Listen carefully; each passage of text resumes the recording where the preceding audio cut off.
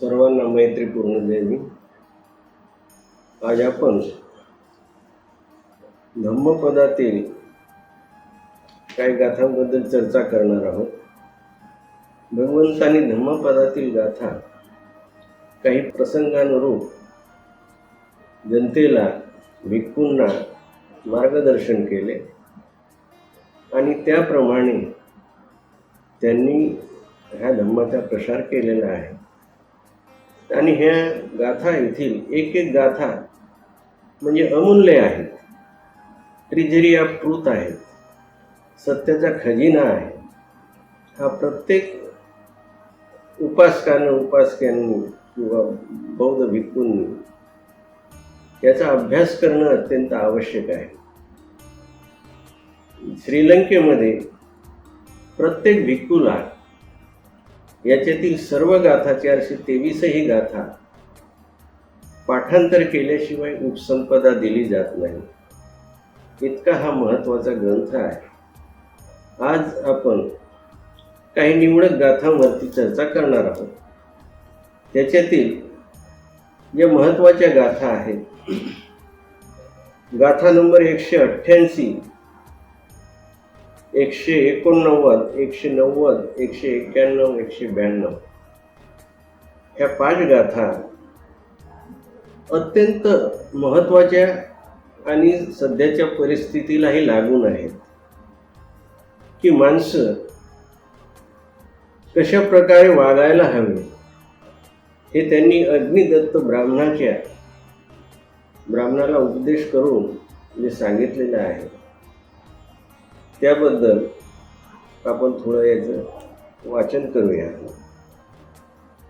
बहुवे शरणं यन्ति पब्बतानि वनानि च आरामरुक्ख चैत्यानि मनुष्या भयतर्जिता.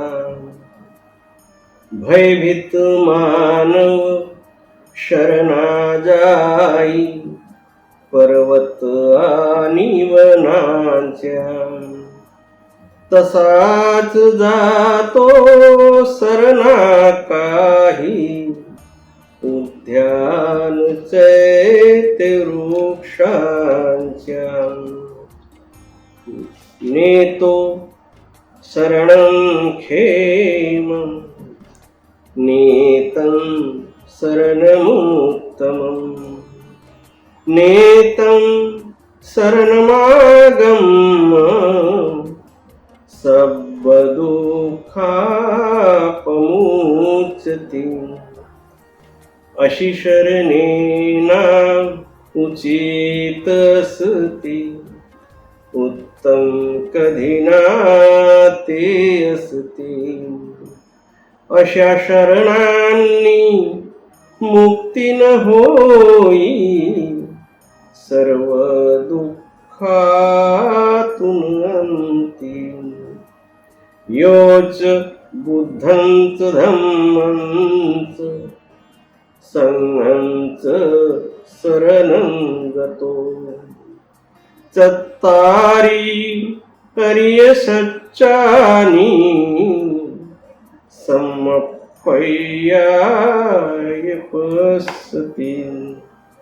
बुद्धासी आणि धम्मासी जो शरण जाई संघासी. अथांग प्रज्ञेने तो पाही त्याचार आर्य सत्याशी. दुःखं दुःखसमुत्पादं दुःखस्य अतिक्रमम्. अर्यञ्च अट्ठङ्गिकं मग्गं दुःखोपशमगामिनम्.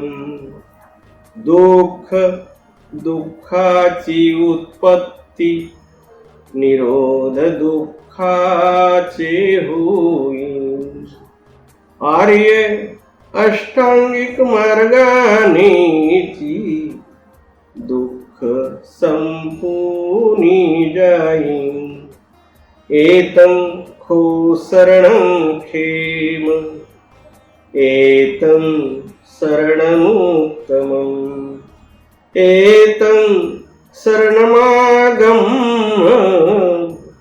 सर्वदुःखापमुच्यते। खरोखरी हे शरण सुरक्षित, सर्वोत्तम आहे ते शरण।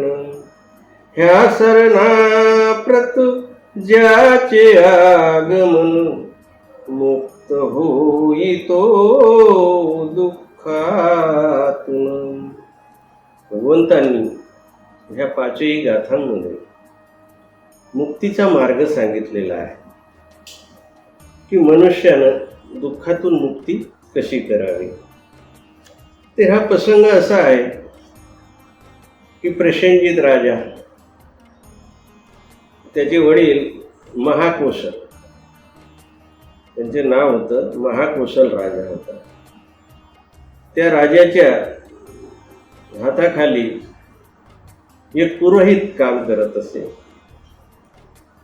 तो पुरोहित जेव्हा महाकोशल राजाचा मृत्यू झाला तेव्हा कोशल नरेश प्रसेनजित राजा झाला। परंतु महाकोशल राजाचा जो पुरोहित होता त्यानेही पुरोहितगिरी सोडण्याचा निर्धार केला आणि संन्यास धारण करण्याचा त्यांनी विचार केला। प्रसेनजित राजाने त्याला बरीच विनंती केली की बाबा तू काही रिटायर्ड होऊ नको, निवृत्त होऊ नको, तू माझ्या अंडरही काम कर। पण त्या पुरोहिताला वाटलं की नाही, आता मी संन्यास घेऊन मीही ह्या प्रवचिताचं जीवन जगेन, मुक्तीच्या मार्गामध्ये मी जाईन। आणि त्यांनी संन्यास घेतला। संन्यास घेताना आपली सर्व जमीन जायदाद सगळी इस्टेट त्यांनी लोकांना दान केली। करोडोची संपत्ती लोकांना दान केल्यामुळं लोकांवरती प्रभाव निर्माण झाला की हा किती उदार आहे। आणि संन्यास घेतल्यानंतर तोही एक गुरु झाला। त्याचे हजारो शिष्य, कारण लोक प्रभावित झाले त्याच्या दानामुळं, यांनी आपली सगळी संपत्ती दान केलेली आहे, हा खरोखरच त्यागी मनुष्य आहे। आणि म्हणून त्याचे हजारो शिष्य तयार झाले। पण तो काय शिकवत असे लोकांना? पर्वताला शरण जा, झाडाला शरण जा, देवीला शरण जा, नद्यांना शरण जा, वृक्षांना शरण जा, चैत्यांना शरण जा, अशा तऱ्हेची त्याची शिकवण होती। आणि लोक त्याच्या गोष्टी ऐकत असत। भगवंतांनी विचार केला की हा अज्ञानात आहे, याला अजून माहिती नाही आहे, मुक्तीचा मार्ग माहीत नाही, पण हा गुरु झालेला आहे। तेव्हा त्यांनी आपला शिष्य महामोगलान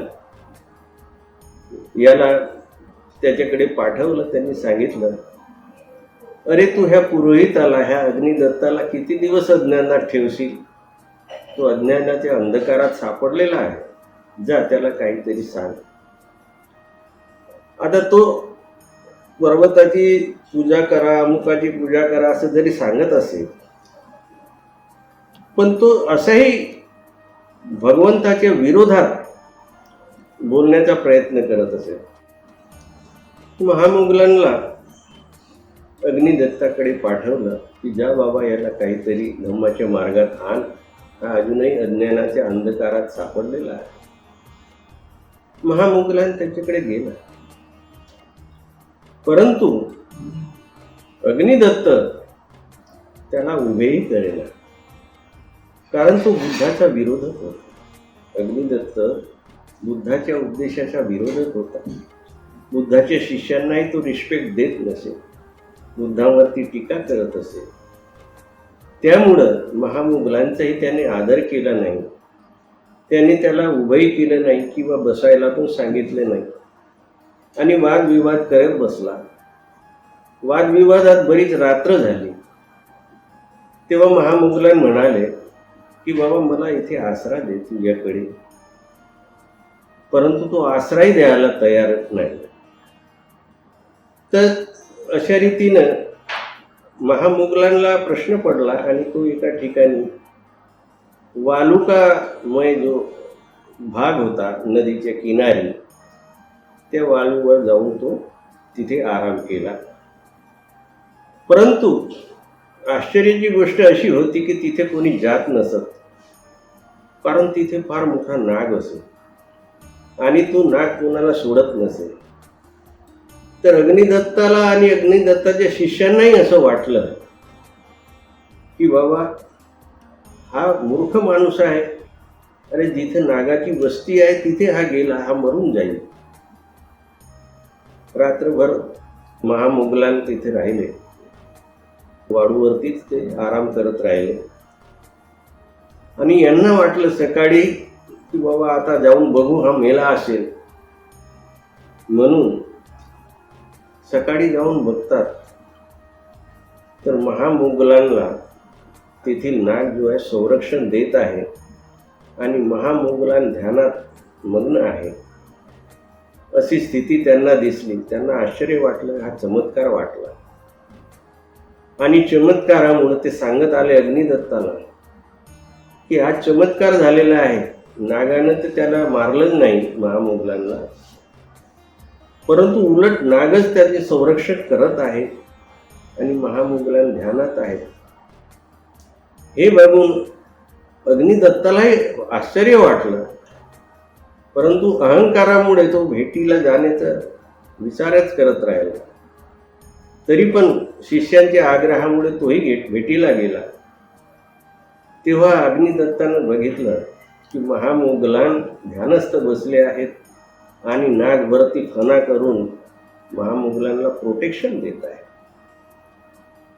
तर ही स्थिती झाल्यानंतर तो चमत्कार बघून अग्निदत्ताचे शिष्य त्याच्या पाया पडले महामुगलांच्या, परंतु अग्निदत्त काही वाकला नाही. आणि तेवढ्यातच भगवंताचं तिथे आगमन झालं. भगवंत आले तर महामुगलान भगवंताच्या पाया पडला.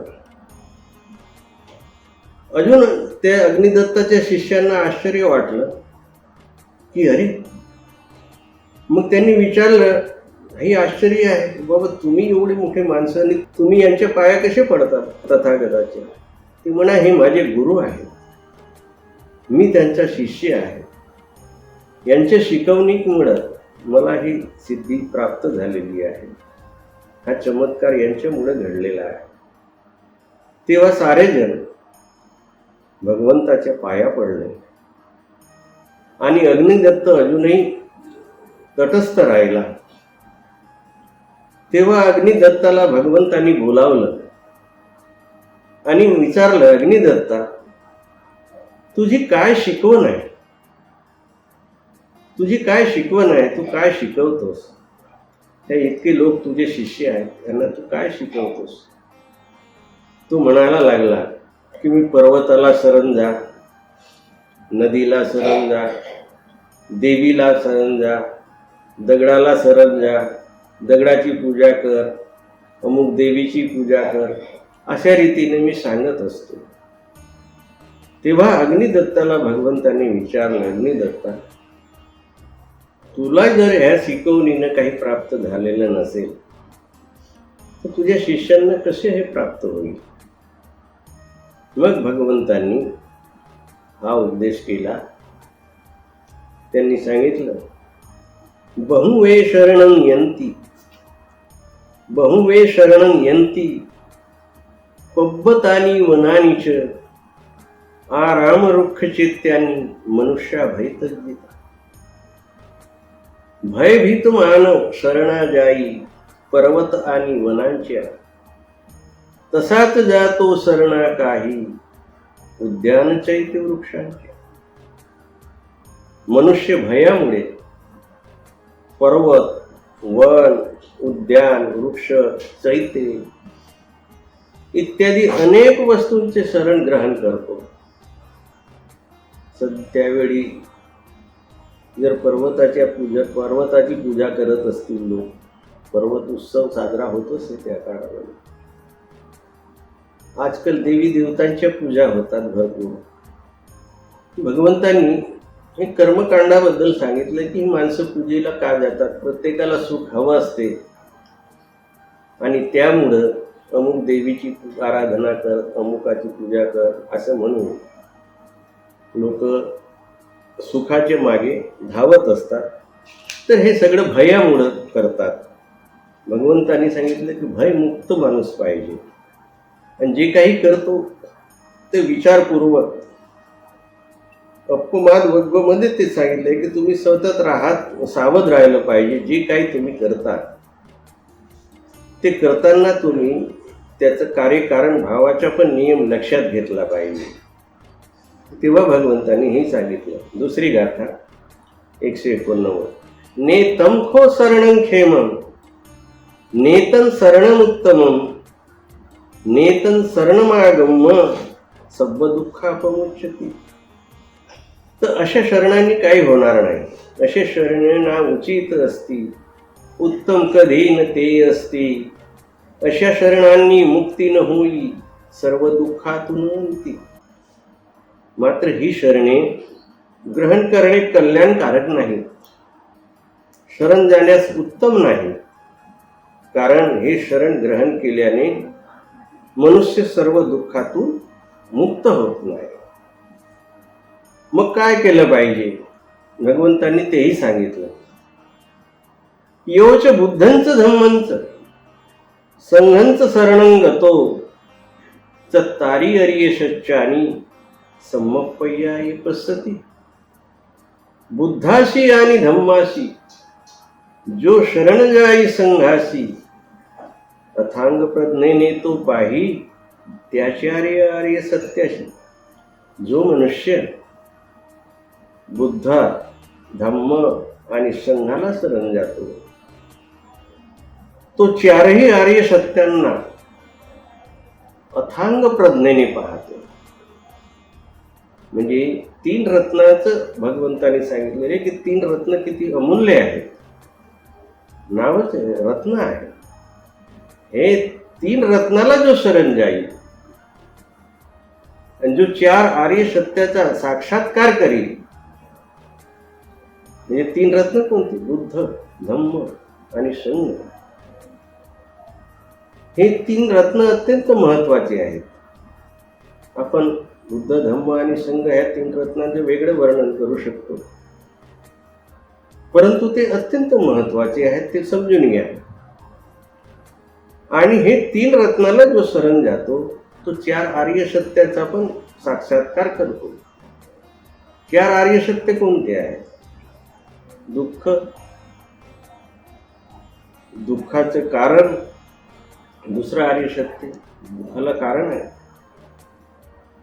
आणि दुःखाचे निवारण होऊ शकते, दुःख निरोध होऊ शकतो. तिसरं आहे आणि दुःख निवारणाचा मार्ग पण आहे, तोच आर्य अष्टांगिक मार्ग.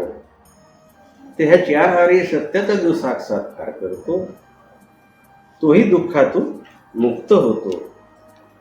दुःख समुत्पादन दुःखच अतिक्रमण अर्यंच अठ्ठंगिकं मग्गम दुःख उपसमगामिनं. म्हणजे 4 आर्य सत्य दिलेले आहेत की दुःखाची उत्पत्ती आणि दुःखाचा निरोध. आणि हा दुःखाचा निरोध कोणत्या मार्गाने होतो? आर्य अष्टांगिक मार्गाने होतो. तर दुःखाची उत्पत्ती, दुःखाचा विनाश आणि दुःखाचे उपशमन करणारा आर्य अष्टांगिक मार्ग, असे हे 4 आर्य सत्य आहेत. ये तंखो शरणं क्षेमं एतं शरणमुत्तमं एतं शरणमागम्य सब्ब दुःखापमुच्यते. खरोखरी हे शरण सुरक्षित, सर्वोत्तम आहे ते शरण. ह्या शरणागत ज्याचे आगमन मुक्त होईतो दुःखातून. त्याचे हे शरण ग्रहण करणे अत्यंत कल्याणकारी आहे. हे शरण सर्वोत्तम आहे. हे शरण ग्रहण करून मनुष्य सर्व दुःखातून मुक्त होतो. भगवंतांनी अशा रीतीने अग्निदत्ताला हा उपदेश केला. त्यांनी सांगितलं 4 आर्य सत्य. 4 आर्य सत्यामध्ये आर्य अष्टांगिक मार्ग हा अत्यंत महत्वाचा मार्ग आहे. एकाय नमग्गो. अग्निदत्ताला सांगितलं हा एकमेव मार्ग आहे जो दुःखातून मुक्ती करू शकतो. अशा रीतीने भगवंताने त्याला उपदेश केला आणि अग्निदत्त नंतर भगवंताच्या पाया पडला. तो भगवंताचा शिष्य झाला आणि त्याचे हजारो शिष्य सुद्धा भगवंताच्या धर्मात सामील झाले. अशा रीतीने ह्या 5 गाथा अत्यंत महत्त्वाच्या आहेत. त्याचं थोडक्यात विश्लेषण आपण करू शकतो. त्याचे बरेचसे लांब आहे विश्लेषण, परंतु हे प्रत्येकानं समजून घेतले पाहिजे की हे महत्त्वाच्या गाथा की हे कर्मकांडामध्ये माणसानं न अडकता त्रिशरण अत्यंत महत्त्वाचे, 3 रत्न अत्यंत महत्त्वाचे आहेत आणि 3 रत्नाला जो शरण जाईल तोच मुक्त होईल दुःखातून. सर्व दुःखातून त्याची मुक्ती होईल. हेच भगवंतांना इथे सांगायचे आहे. ते ह्या गाथामध्ये भगवंताच्या धम्माचा सार उपदेश अत्यंत थोड्या शब्दात विशद केलेला आहे. अग्निदत्तासारखे अनेक ऋषीमुनी त्या काळात व्यर्थच्या कर्मकांडात गुंतलेले होते, तसे आजही आहेत. आणि ते कर्मकांडच म्हणजे दुःखमुक्ती असून सुख मिळवण्याचे साधन समजत होते. भयभीत होऊन मनुष्याने अनेक देव निर्माण केले होते. मग ते पर्वत असोत, वने असोत, वृक्ष असोत की चैत्य असोत, आणि भीतीपोटी माणसे अशा अनेक वस्तूंना देव समजून त्याची आराधना करतात. इवन दगडाला सुद्धा देव समजूनच पूजा करत असतात. मात्र त्यापासून त्यांना दुःखमुक्ती मिळत नाही. अशा काल्पनिक वस्तूंना देव समजून त्यांना शरण जाण्यापेक्षा भगवंतांनी त्रिरत्नाला शरण जाणे हे दुःखातून मुक्त होण्याचा मार्ग आहे असे अग्निदत्ताला व त्याच्या हजारो शिष्यांना समजावून सांगितले. त्रिशरण म्हणजेच बुद्ध, धम्म आणि संघ होय. तसेच 4 आर्य सत्याचा साक्षात्कार करणे हे सुद्धा उत्तम मंगल होय. दुःखाची उत्पत्ती, दुःख निरोध आणि दुःख निवारण करण्याचा मार्ग अर्थात बुद्धाचा आर्य अष्टांगिक मार्ग. ह्या आर्य अष्टांगिक मार्गाचे जो पालन करेल तो या सर्व दुःखातून मुक्त झाल्याशिवाय राहणार नाही. आणि आर्य अष्टांगिक मार्ग म्हणजेच दुःखमुक्तीचा खरा मार्ग होय. अन्य कुठल्याही मार्गाने मनुष्य सुखी होऊ शकत नाही. कारण दुःखाची उत्पत्ती व त्या दुःखाचा विनाश करण्याचे सामर्थ्य फक्त आर्य अष्टांगिक मार्गातच आहे. हे भगवंतांनी त्यावेळी अग्निदत्त व त्याचे हजारो शिष्यांना सांगितले व त्यांना संघात सामील करून त्यांना दुःखमुक्तीचा मार्ग दाखवला. एवढेच नव्हे तर बुद्धत्व प्राप्तीनंतर सुमारे 45 वर्षे ते ह्याच मार्गाचा उपदेश देत राहून हजारो जीवांना त्यांनी दुःखातून मुक्त केले. त्या आर्य अष्टांगिक मार्गाचा अशा रीतीने आपण अभ्यास पुढच्या एपिसोडमध्ये करूया. तर अशा रीतीने भगवंताचा उपदेश हा त्यांच्या उपदेशातला हा सारच आहे ह्या गाथांमध्ये. आणि म्हणूनच ह्या एपिसोडमध्ये आपण हे निवडले आहे. सर्वांनी त्याप्रमाणे आचरण करून धम्मामध्ये स्थित होण्याचा प्रयत्न करावा एवढीच विनंती. जय भीम. नमो बुद्धाय.